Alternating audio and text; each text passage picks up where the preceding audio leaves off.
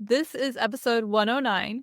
Welcome to Wellness in Every Season, the podcast where we explore the rich tapestry of wellness in all of its forms. I'm your host, Autumn Carter, a certified life coach turned wellness coach, as well as a certified parenting coach dedicated to empowering others to rediscover their identity in their current season of life.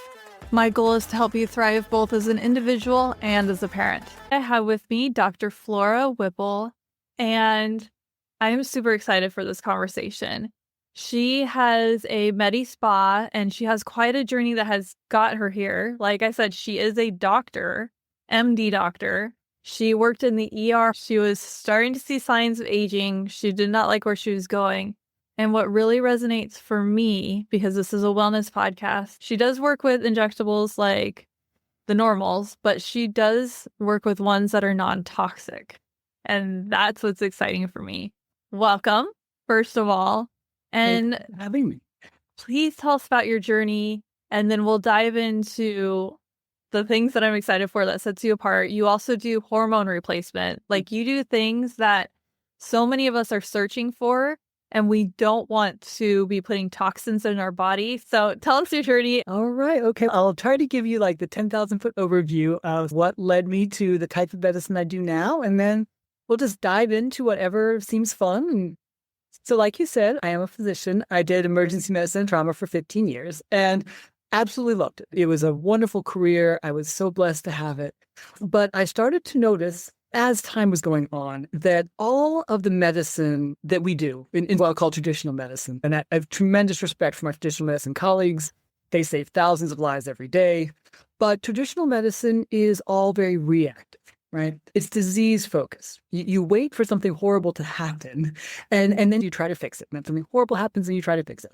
But every time you make that cycle with your patient, you lose a little bit of ground, right? You almost never can get someone back to where they were. Hopefully something bad happens, you try to get them back to here as close as you can to where they were, but almost never can you truly get them back to where they were. And so if you're fighting this losing battle with your side by side with your patient, you're losing ground all the time, right? Because everything you're doing is a reaction to something else. Over the course of my 15-year hospital medicine career, I started to feel really frustrated by that, and that I was not really serving my patient. Just slapping a Band-Aid on and sending him out the door was not what I wanted to do. And so about 15 years ago was when I first started to get interested in regenerative medicine. And the words I would choose to use is synthetic versus regenerative. So the idea of putting something into the body that's not necessarily native to the body in order to get a response, versus telling the body how to regenerate and repair itself so that you get what you want, but you get it from the body's own tissue. And it just makes more sense to the body. It tends to look much more natural, and it tends to be much safer as well. So that's the field that I have gotten into. And so the wonderful thing about aesthetic and regenerative medicine, which is really my field now, is that when someone comes in, they leave better than they were. Each time they come in, they can leave a little bit better than they were, fresher, stronger, revitalized, whatever it is that their goal is. They can be better when they leave than they were when they walked in the door. And that's not something you can do in any other branch of medicine. I'm just so happy to be sharing this with my patients. That makes medicine fun again. I didn't realize that you worked in this for this long. I'm much older than the that amount of time. Yeah. But no way. Yeah, again, I'm almost 50. I've had time for 2 careers. So That's amazing. Yeah, it's been a while. And you have 2 kids, if I remember right, from our conversation before this, from a couple weeks ago. And you were having a hard time actually being able to be there and having your schedule, and it's made how far in advance. And your husband is also a doctor. Yeah. I think every woman who has a career can relate to this. I think that all of us in our generation were raised on this idea of you can have it all. You can have a career, you can have a family, and then you have a career and you have a family and you realize, no, the way our society is set up, you cannot have it. And for a very short time. Or but you just burn yourself at both ends. I remember the day that I knew I had to leave clinical medicine and start my own practice. The day I was working these 72-hour shifts in the hospital, there's all kinds of things you can say about 72-hour shifts, but they're not a good idea. But anyway, that's the way it was done back in those days. And I came home from the 72-hour shift, and of course, the house is a mess. The kids are crying. My husband's crying. Everything's a disaster, right? And I'm putting my daughter to bed. And she was 6 or 7 this time. And she says, Mama, when I grow up, do I need to be a doctor? Because both of us are doctors, so that was the only thing that she'd really seen. And I said, no, baby, you don't need to be a doctor. You can be whatever you want. tell me why you ask. She said, Mommy, I don't want to be a doctor. I'm like, okay, tell me more about that. She says, I don't want my kids to be sad when I leave all the time. And it was one of those moments where I'm just like, that was really honest. And that was the moment where I was like, I can choose one thing that's most important. There can only be one thing that's most important. And that can either be your career, or it can be your family, or it can be your own wellness. But every person chooses one thing. And I was like, that's it. It's my kid. And so that was when I knew I had to leave the hospital. And luckily, I was able to find this branch of medicine that I really enjoy, that I don't work 72-hour shifts anymore. And I'm able to be there for my family. And I'm also able to be healthy, because it's not healthy to work those hours. Let's just start with sleep. You're getting more sleep, and already that helps. And then everything else is a huge bonus. It sounds like you put your wellness first once you were able to transition out. I know it was a bit of a slow transition. It had to be. Took a bit, but we got there. Yeah. And I had some questions. So how does this work for those who want a natural look? How does it work for those who want more of a natural look? Absolutely. Generally speaking, when I talk to my patients about the aging process, there's lots of ways you can define it. There's lots of ways you can talk about it. The way that I personally define it for myself is I say the aging process has 4 pieces. It's your skin aging, your muscular aging, so structural and volume aging, and then your metabolic kind of hormonal aging, the aging on the inside. When we're talking about aesthetic treatments, the treatments get broken up into which one of those causes they treat. So your skin is a remarkably regenerative organ. And we take this totally for granted. Like, your skin is the only organ in your body that can regenerate. Like, that has 100% ability to regenerate. And we just take it for granted, right? You cut your arm, new skin grows, right? You're just like, eh. But if you cut off someone's leg, or you took out a kidney and they grew a new one, that would be like the most astounding thing, right? The skin has its ability to regenerate. And from that kind of flows everything that we do in regenerative medicine. It's the idea that if the skin has the ability to regenerate, but it's lazy. Like your muscle, your skin is lazy. Your muscle has the ability to regenerate, but unless you put it under some kind of stress and convince it that regeneration is necessary, you won't do it, right? You won't build a 6-pack lying on the couch. You got to go to the gym, put the muscle under stress, convince the muscle that you need this, you need it to turn on this ability, and it will. Skin is the exact same way. When we talk about regenerative medicine for aesthetics, part of what we do is we put the skin under stress, small repeated stresses over time, like going to the gym only for your skin. And when we do that, we can convince the skin, hey, we need to regenerate now, and the skin will do it, right? So the regenerative medicine of the skin, we can do that with lasers, with microneedling, with skin boosters. There's so many different ways we can do it. But we never need to put anything artificial into the skin. The skin has the ability to regenerate fully on its own. The same thing is true when it comes to structural aging. Structural aging is loss of volume in our, right? So when we're young, when we're teens and don't appreciate how gorgeous we are, we have all this volume that sits like a Nike swoosh across our cheekbones, and it holds our whole face up and back. And that structure is what gives us that triangle of youth. And that tissue starts to break down, doesn't regenerate very well over time. And so over time, as we lose that volume, we get this hollow fold, universal sign of aging, right? The traditional way to deal with that is to use fillers, right? You go in, you inject a filler in there, it recreates the tissue that you've lost, and it pins everything back up, right? And it works pretty well, but it doesn't move exactly like your tissue normally moves. When it's not done well, it can be visible. There's some problems with it. What we're starting to be able to do now in the regenerative sphere is to do what's called biofillers. So it's this idea that we can draw your own blood, take your own plasma, and basically create a designer filler that's unique to your own body, that's your own tissue, that's your own plasma, that has all these wonderful growth factors in it. We inject it across there like we would inject filler, but it's your own body's growth signals. And it does the same job. And it lifts everything back up, and it brightens the skin, and everything is beautiful without there having to be a foreign substance in there. So if someone is interested in what I would call regenerative aesthetics, the sort of keywords you want to look for lasers, you want to look for microneedling, you want to look for skin boosters, you want to look for biofillers. Those are going to be the things that are going to be able to get you a lot of those effects without using anything except for your body's natural abilities. That is amazing. I talk so long. No, towards the middle end. Oh, how long does this last compared to the typical fillers? Absolutely. And not quite as long, because again, the reason why fillers last is because your body doesn't know how to break them down. And so the lasting is both a plus and a minus, right? Lasting can be good because you can get that look you want for longer. But if it doesn't look great, you also have to wonder. I always tell my patients, duration can be a double-edged sword. Think about it for you. So generally speaking, biofillers are going to last more like 6 to 9 months as opposed to a year. So it's just slightly not quite as long. But because the tissue they regenerate tends to be a little healthier and stronger. Each time you get it, your tissue gets this little sort of growth factor boost that makes it a little healthier and stronger. So in my mind, I feel like even though you might have to come in a little bit more frequently, the benefits outweigh that, in my opinion. There are other people who have other opinions, and that's wonderful too. But yeah, well, not quite as long as a filler. I think it's the whole every body is different as well. Yeah. But we all can think of people who it's obvious they've had fillers done and don't look so great. When you have too much of them, it doesn't always look exactly like it should. And that's a thing. That's a problem in our industry.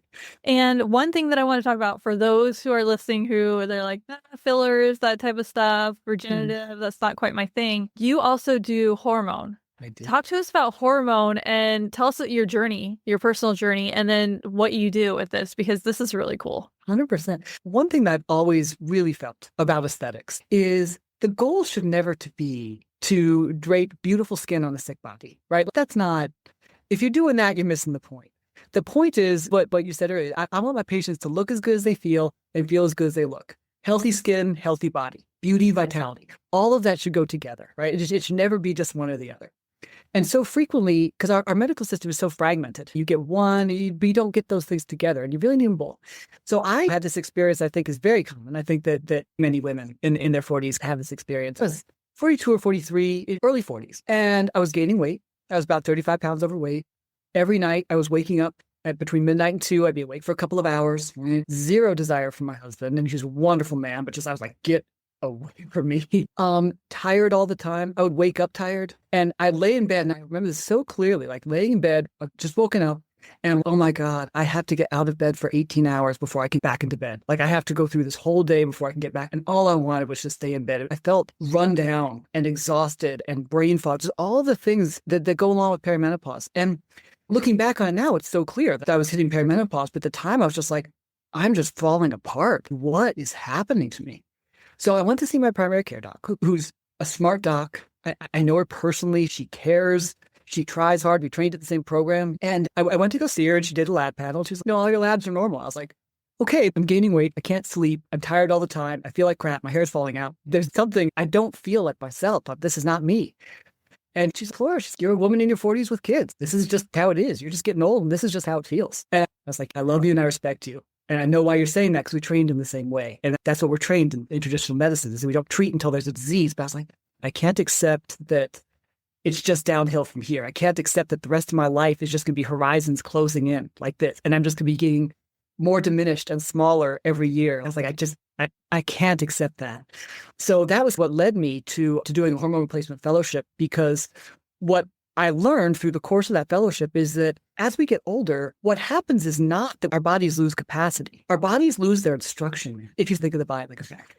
And so you take food in, right? That's the raw material. And there's all these machines inside the factory. That's your DNA and your genes, and that does all the different things with the food. And the output is that your body's able to do all these different things, right? As we get older, it's not that the machines are disappearing. You have all the same genes you used to have. Your DNA has not changed. Your DNA does not change over the course of your life. You have all the machines are in that factory. It's that our hormones tell those machines what to do. They turn them on and they turn them off when they need to be turned on and off. And as we start losing our hormones in midlife, and women, it's just like coming off a cliff. Like men's this gradual decline, but women's just boom, right? And as we lose our hormones, it's like someone's walking into this beautiful factory that can make all these amazing things, right? And just tearing pages out of the instruction manual, just one at a time, just tearing them out. And as that happens, one machine will stop working right, and then another machine starts working right. And I have this picture in my mind of just these gears slowly grinding and becoming unable to function correctly, just grinding to a halt. And the thing about hormone replacement and hormone optimization is when you give the body back its instruction manual, it starts working again. And that's astounding. So I went from being 42, 35 pounds overweight, joints hurt all the time, couldn't sleep, brain fog, exhausted, to now I'm almost 50. I'm no longer diabetic, lost the weight. I'm training for an ultra marathon this summer. I am stronger and more fit than I've ever been in my life. My partner was very happy. I had energy to get through the day. My hair came back. It felt like turning the lights back on. And so that it's been an incredible journey. And I'm so happy to be able to give that to my patients, because it's so rare in midlife, 40s and beyond, that your horizons can open. So much of life is like this closing down, and to be able to give my patients back this ability to open the horizons back up and say, look, your body's capable of whatever you want it to be. Like we can build whatever it is that you want. We can build it together. Medicine. So that was my journey. And I love sharing that with people. I do. That's amazing. You were diabetic or? I was almost diabetic. Wasn't quite there. So pre-diabetic. Everyone in my family becomes diabetic. Everyone in my family gets diabetes in their 40s. The thing with women especially is diabetes. Estrogen is one of the most important molecules that helps us metabolize sugar. And when we start to lose our estrogen, we start to become what we call insulin resistance. Our blood sugar starts going up. We start gaining weight. This is why women start putting on weight. Like in their mid-40s, my patients come in, they're like, I do all the same things. I go to the gym. I eat well. I do everything that I did in my 30s, but I've gained 15 pounds. Why? And the answer is usually people say, they just throw it out to people. Oh, your metabolism is slowing down. True. That's true. But why? The reason your metabolism slows down is because your hormones are the drivers of your metabolism, both estrogen, thyroid, testosterone. You can get way into the weeds of the science here. But generally speaking, your hormones tell your body, every time a calorie comes into your mouth, your hormones tell your body, should we store that calorie or should we burn that calorie? Should we make that fat or should we make that energy? Unfortunately, when we have high hormone states, like when we're in our teens, 20s, early 30s, we know what happens to those calories, right? They turn to energy. Like we're partying all night. We can eat a pizza. We can do it again, right? We don't need sleep. Right, and then never sleep. But when we lose those hormones, the default setting is to turn those calories into storage, to turn them into fat. So when we say your metabolism is slowing down, what we mean is you're losing your hormonal support. It's not inevitable, and it can be corrected, and it can be treated. First, I went on GLP-1s, lost 20 pounds. Then I stopped the GLP-1s, got my hormones together, and I don't need the GLP-1s anymore because now my metabolism just burns at the correct rate. So I can eat what I want and do what I want, the same as I could when I was in my late 20s and didn't know how good I had it. Here's my question, because that is something that my husband is looking into. I've always had a faster metabolism. I eat healthier too. So he is looking into the GLP-1, and I'd never heard of it until I mentioned it. And we were talking about it right now because we had a date right before this. And my question is, do you also work with men, and what does that look like? 100%. Yeah. You may have noticed that I truly believe in what I'm doing. So yes, I treat everybody because I think everybody should get the benefit. But yeah, typically what happens to women is happening to men too. It just tends to be more gradual. Testosterone is the main driver for men, and it goes down gradually over time, whereas women, it's like this. But the same thing happens with women. And so I do incorporate the GLP-1s into my practice. I think they are the drug of the century. I think they're absolutely wonderful. I like to put people on GLP-1s first. And let's take off 20, 30, 40 pounds. Great. Now it's time to work on your metabolism. Now let's get your muscle back up. Now let's get your energy back up. We think of fat as this thing that we carry around, right? But fat is an inflammatory organ. It's an inflammatory endocrine organ. Fat sends out signals to your body that create disease for a variety of reasons. Again, we can dive into the weeds on that, but especially visceral fat on our tummies, our bellies. It's not just a thing we carry. It's not just a backpack. It is causing disease. As a physician, my first responsibility is to take away the threat to my patients. Yeah, I use the GLP-1s all the time. They're wonderful medications. We have tremendous success with them. And then after we do the GLP-1s, after we get rid of that stuff that's causing all that inflammation and all that damage to the vasculature and such, then yeah, hormones, absolutely. So yes, short answer, yes, I treat men. Yes, I do GLP-1s. I think they're wonderful. I give it to my family. They're Candy. No, I'm kidding. I'm like, here it is for everyone. Put it in the water. Especially because your family is diabetic. Totally makes sense. And my thing that I visualize, my degree's in applied health, so not as much schooling as you. Yeah. The visceral fat it's the fat that is deep in there, in between the organs. It's in the way, and it's making it harder. Your organs have to enlarge to work properly. Just think you have extra stuffing in the way of your organs. Yeah. Moving and functioning properly. And it's angry stuffing. That's the thing. It's not, it's also stuffing that's trying to kill you. So yeah, no, visceral fat is, I get angry about visceral fat. Like I view it as it is the enemy. And so I think a lot of people, there's this idea, I think in sort of popular culture, and you go online and stuff, that like Ozempic and Wegovy, these GLP-1 medicines, that they're for vanity. And I tell my patients this all the time. I'm like, listen, my patients come to me because they want to look good in a swimsuit and have more sex. And that's great. Everyone should look good in a swimsuit. Everyone should have as much sex as they want. But the reason why I do GLP-1s, that's why they come in. But what I get from it as a physician is when they leave, they're healthier. Even if someone's only 20 pounds overweight or 30 pounds overweight, that's still inflammation that's stacking up inside their blood vessels, inside their liver. And someone does not need to be obese to benefit from these drugs. Someone does not need to be diabetic to benefit from these drugs. Anytime we can reduce that inflammatory fat load, that patient is going to be healthier over time. And I think that's a wonderful gift to be able to. And they also you talked about joint and weight. We lived through the 90s and the fat shaming. It's still there, but oh my goodness. Have you ever watched old interviews? It's cringeworthy. I don't recommend it. Trigger warning. But another way to think about this is we're talking about this from more of the medicine side. You have an increase of cancer. You have an increase of different things because the storage, you're storing bad things along with good. But normally I try to have a very small meeting before we have an interview, but we just wanted to meet separately. So you missed out on that conversation. But she talked about how for this, it's the hormone replacement that you can do mostly virtual, but once a year you have to be in person, correct? For my practice specifically, I'm licensed in Colorado. So the law is I have to see everybody in person once a year in order to be able to prescribe. So if there's anybody out there who wants to be a part of our hormone replacement program. Where in Colorado? Start there. We have a couple locations. We have 2 in Denver, 1 in Boulder. We're in the process of opening up our 4th location. It's Victoria Medical Spas is our practice. But it's our people in Denver who want to come to us. Just come on in. If there's people who are in different states, we can do a consult online. And then if there's something you decide you do want to move forward with, then you come out to Colorado for your first intake appointment. It's a 2-hour-long appointment. We draw all the blood in the universe. We test every lab because I'm a huge nerd and I love testing things. And then we sit down and we just deep dive into your history, your lab work, and we come up with a plan. And then it's not to treat disease. The goal is to optimize your health. And those are slightly different things, right? The goal is to say, okay, what are you at risk for? And how do you want to feel? And what do you want to be able to do 5 years from not prevention? It's after the accident. Exactly. It's precision prevention. It's not just prevention, but it's precision prevention for you. Still have the scalpel. Yeah, I guess. I put mentally. Mentally. But then we develop a care plan for it and then send the medications in. And then we check in every sort of couple of months and just see how you're doing, what's going on, tweak this medicine, tweak that medicine. And it's very cool medicine. I find it takes a little while to work because if you think about it, replacing something is much faster than rebuilding something, right?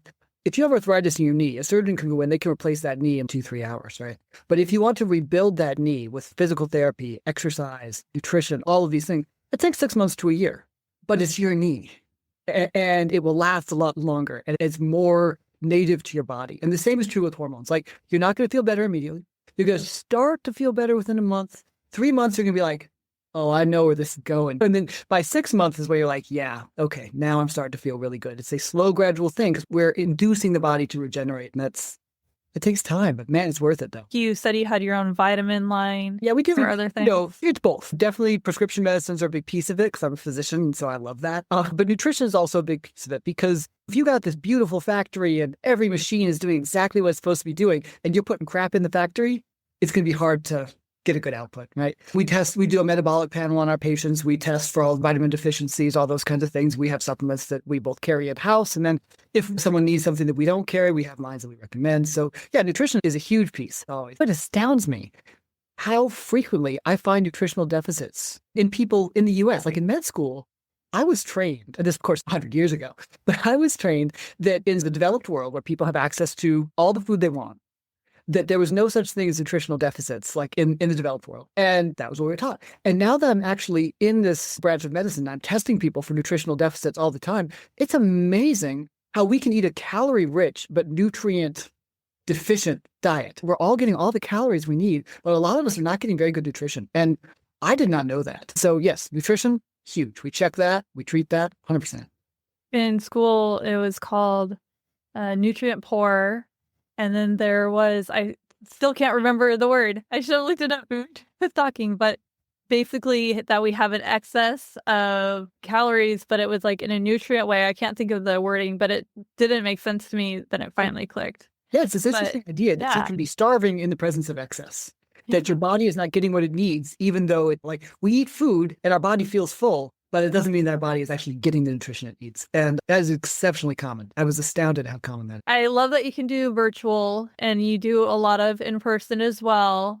especially because you are in an area that people want to visit. You are so known for hiking, for skiing, for hot air ballooning, anything outdoors. Anything outdoors. Yeah, come see us go skiing. It works. As well. The extreme things. She's doing an ultra marathon, so obviously she lives in Colorado, right? I'm kidding. Is there anything else that you want to tell us that you do or that you want to leave with us? I think it just comes back to feel as good as you look and look as good as you feel. I think that everybody should have the ability to unlock all the vitality that their body has to offer, whether that's aesthetic or whether that's metabolic or whether it's all of it. Everybody should look as good as they feel and feel as good as they look. Unfortunately, our traditional medicine system is not really great at that. It's really great if you got appendicitis, we've got you. Yeah. But when it comes to optimizing your health, sometimes you have to look outside the traditional system for that. And that's what people like me are there for. That's where I've been since my car accident. About love that. What do they call it? My brain. Anyway. The flare-ups are very frustrating. So I totally understand. And when we are desperate, we're going to look everywhere. Yeah. So we might as well be looking in the right places. So I love this conversation. There was one more question that I had that I just remembered. So when you are looking at panels, there are when I get my blood work done, there's certain things that come back where I'm in that range, but I'm on either side of the range. And they're like, well, it's still fine after the doctor looks at it. It looks like you are a lot more meticulous about it because you said that you are finding deficiencies that others have caught. Oh my goodness. You just put me on my soapbox because this is one of my pet peeves. All right, so now you're going to get a lecture. So now another hour. Now, do you know how they generate the normal range on lab panels? Something I actually don't know. The way you generate a normal range is whatever hospital system, or if it's Quest or LabCorp, whoever it is, what they'll do is they'll take a couple thousand people, all ages, all health statuses, and they'll draw that lab. And they'll get a bell curve distribution, and they draw lines, and they say, okay, if you're within 95%, so 5% above, 5% below, if you're within 95%, that's considered normal, okay? Now, you got to remember, that has nothing to do with what's optimal. And I know that for different races are more susceptible to different things and their levels will be different, and same with genders. I mean, genetics plays a huge role, exactly.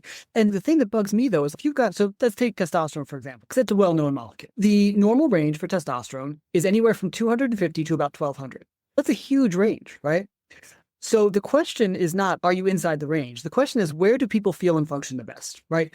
The lab ranges are set up to catch horrible disease.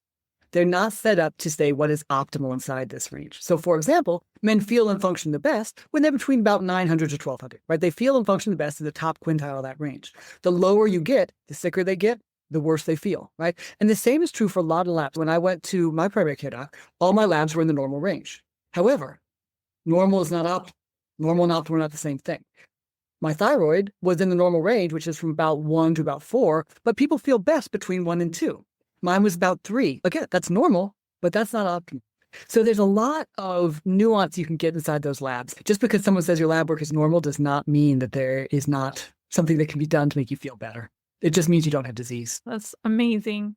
So tell us. Oh, it bugs me. Tell us your website, because at this point, I want people to be able to click. I do. Just the GLP-1s and testosterone makes such a difference for men. I think men accept this slide. They won't reach out necessarily for themselves. And so they just become grumpier and heavier, just sink into the couch. A lot of times men won't reach out. Like women, a lot more times they'll try to get help, but men just hunker down and take it. It's embarrassing to talk about. We have a friend who struggled through that, and he's now getting the shots and a cream and all of that. And insurance only covers one of them because it's been a nightmare. Insurance. Did you know that married men live longer because of that? Because we nag?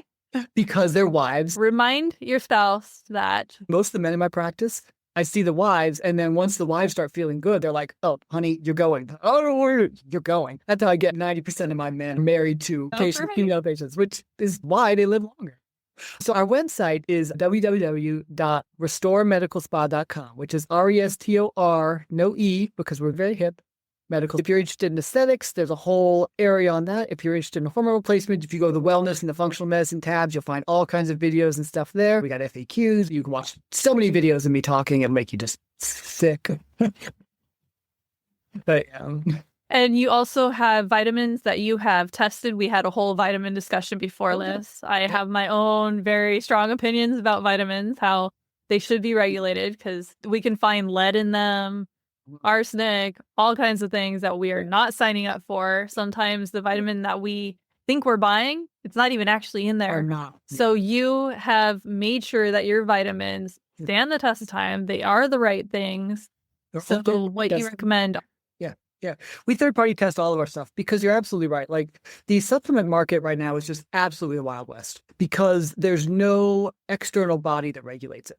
So if you're going to buy a supplement, you have to make sure that whoever manufactures that or whoever is selling you that has taken those steps to make sure it is what they say it is. And so third-party testing, usually you can look on the bottle and it'll say if it's third-party tested or not. And third-party testing is where you agree, you make a contract, you say, I'm going to send one bottle out of every third batch of whatever it is to this independent lab.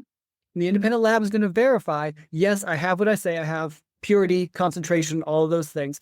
And that allows you to say that you've been third-party confirmed. It's somebody who's not affiliated with you, who's not your employee. It's a verifiable third-party lab that tests for purity and concentration of all your stuff. I would not take a supplement that wasn't third-party tested because, good Lord, who the hell knows? Literally, you just don't know what you're taking. No. It's crazy. Yeah. Thank you so much. And if you are looking for her information, it is in the show description. Just the hyperlink is right there. You can just easily click it. Save this, share this with other people because there are so many people who are in my shoes where I want to look younger. I don't like that I'm aging, but I want to do it in as natural a way as possible, or at least natural looking. I don't want to fill my body up with a bunch of toxins, but I don't know where to go. So you just fell into my lap and it's amazing. Thank you. I'm glad I could. And I know I had vaginal ablation done, TMI for some of you, but I no longer get periods. This is the best thing ever.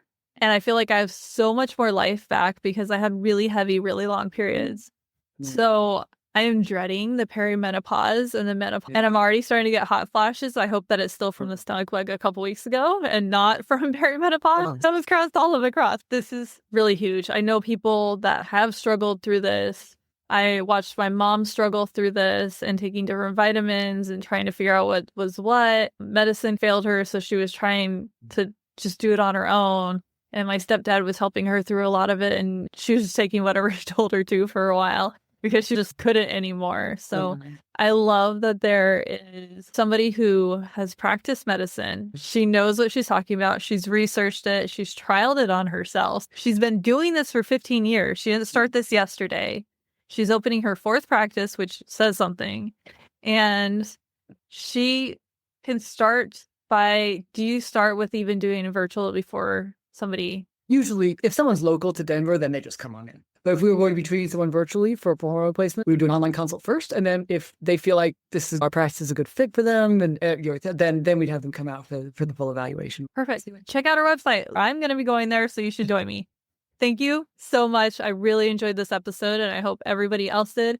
If any of you have questions after the fact, you can reach out to her or reach out to me, and I can forward them to her. Let's get your questions answered. This was an amazing opportunity, and thank you so much. It was absolutely my pleasure. Thank you so much for having me on. Thanks for tuning in to this week's episode. I am your host, Autumn Carter, a certified life coach dedicated to empowering individuals to rediscover their identity, find balance amidst chaos, strengthen relationships, and pursue their dreams. My goal is to help people thrive in every aspect of their lives. I hope today's discussion inspired you and offered valuable insights. Stay engaged with our wellness community by signing up for my newsletter at wellnessinEverySeason.com/free resources. When you join, you'll have the option to receive a 5-day guide called Awaken and Unwind. 5 days to mastering your mornings and evenings, along with free guides, special offers on my programs, practical tips, personal stories, and much more, all related to wellness, by signing up for both offers on the page. Don't miss out on these valuable resources designed to help you thrive in every area of wellness. Join today and start your journey to wellness in every season. Your shares, subscriptions, and reviews help us reach more people seeking empowerment. So please spread the word about our podcast and about our newsletter. Thank you for being a part of our podcast community. I look forward to continuing our conversation sharing stories and exploring wellness in all of its aspects. Take care until our next episode. You can also work with me one-on-one or on demand through one of my programs by visiting wellnessineveryseason.com/programs.